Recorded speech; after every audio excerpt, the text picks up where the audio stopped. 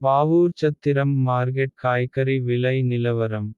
தேதி அக்டோபர் 9 2025. வெண்டைக்காய் 13 ரூபாய். சீனியவரைக்காய் 18 ரூபாய். புடலங்காய் 30 ரூபாய். அவரைக்காய் 22 ரூபாய். பயிர் 10 ரூபாய் முதல் 13 ரூபாய் வரை.